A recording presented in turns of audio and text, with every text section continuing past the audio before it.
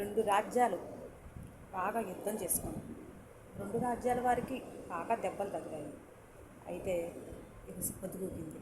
రెండు రాజ్యాల వారికి బాగా దెబ్బలు తగలానికి అటు రాజు ఇటు రాజు కూడా ఆ దెబ్బలకి మందులు వేయడానికి కొంతమందిని పిలుస్తారు. వాటికి మందులు వేసి కట్లు కడతా ఉంటారు.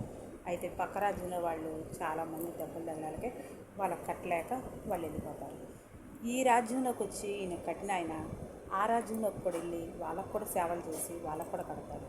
అప్పుడు ఈ రాజ్యంలో రాజుకి ఇక్కడ వచ్చి పరికారులందరూ చెప్తారు, చూసారా, మనం తీసుకొచ్చిన అతను మనకు కాకుండా మన శత్రువులకు కూడా కట్లు కడుతున్నాడు అని చెప్తారు. చెప్పంగానే తక్షణమే వెళ్ళి అతను తీసుకురండి అని చెప్పి ఆ రాజుగారు చెప్తారు. చెప్పంగానే తనని తీసుకుని వెళ్తారు. నీకు ఎంత ధైర్యం ఉంటే మనకి కట్లు కట్టమని చెప్తే మన రాజ్యంలో వాళ్ళకి నువ్వు పక్కన శత్రువులకు కూడా కట్లు కడతావా, నిన్ను ఏం చేయాలి అని అడుగుతారు. రాజా, నేను వచ్చింది సేవకుని సేవ చేయడానికి, వాళ్ళు మనవాళ్ళ శత్రువులా అనేది నాకు తెలీదు. బాధలో ఉన్నారు, నేను చేశాను, అది నా ధర్మం రాజా, మీరు ఏ శిక్ష చేసినా నేను భరిస్తాను అని చెప్పి చెబుతాడు. చెప్పంగానే ఆ రాజు చాలా ఆనందపడతాడు.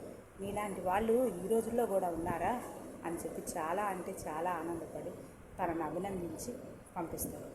దీన్ని బట్టి ఏమర్థమైంది, మనం ఏదైనా సమాజానికి సేవ చేయదలుచుకున్నప్పుడు అందరికీ చెయ్యాలి, అంతేగాని నేను వీళ్ళకే చేస్తాను వాళ్ళకే చేయను అని అనకూడదు. అలా చేస్తే అది స్వార్థమే అయ్యింది. నిజమే కదా.